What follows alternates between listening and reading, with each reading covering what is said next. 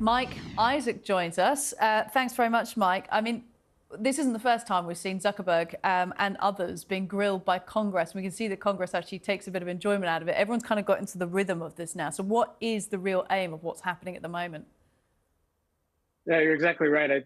By my count, I think this is Mark Zuckerberg's eighth appearance in front of Congress over the past 6 years. So he's relatively steady hand at this point. Other folks like the CEO of Discord and the CEO of X, which used to be called Twitter, were new at this. I think to your point, it's been 8 years and no meaningful legislation has actually passed in the United States since they began talking about some of these issues. So a lot of this is a lot of theater. The senators across the United States kind of speaking to their constituents by beating up big tech CEOs. There's a few bills that they're all supporting, but they're still very much hotly debated by tech groups as well as civil rights groups that say they're overly restrictive on free speech. Yeah, and it was quite interesting to note which the CEOs voluntarily put themselves forward. I think it's Mark Zuckerberg purely because he's a sucker for punishment at this point and he's done it so many times.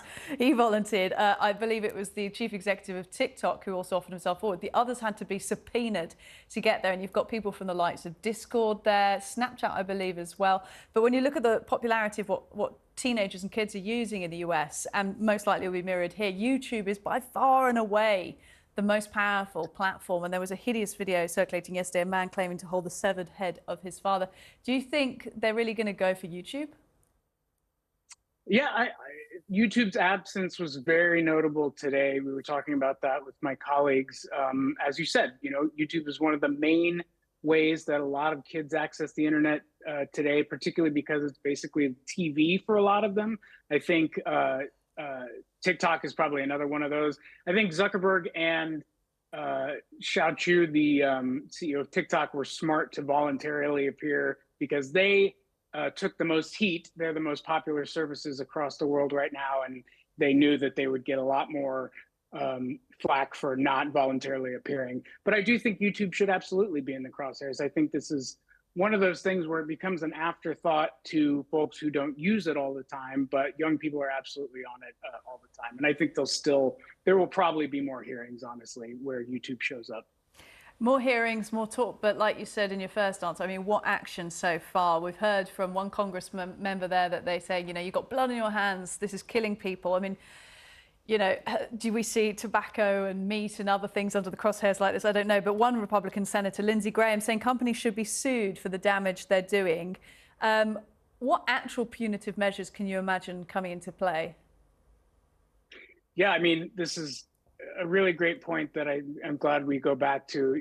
There's a bunch of different forces here. Big tech, sort of says at these hearings, we'd love for regulation to happen, but they also have lobbyists sort of in the background pushing back on different types of regulation or trying to sort of, court different senators or people in Congress for restrictions that would benefit the companies rather than necessarily help their competitors or members of society in the United States.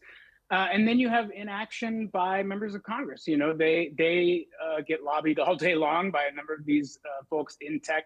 There's a lot of sort of ambiguously named moneyed groups in Washington that show up and sort of make these different arguments. I do think there are a few pretty strident leaders who are very strongly against TikTok in particular, and Meta. Senator Josh Hawley of Missouri is one of them, as well as Senator Marsha Blackburn in Tennessee. But just to your point, still waiting on something to happen here before it even gets off the ground, and so far that has not. Well, we'll let you get back to it. Thrilling viewing, I'm sure. Mike Isaac, tech reporter, New York Times, thank you so much for your thoughts.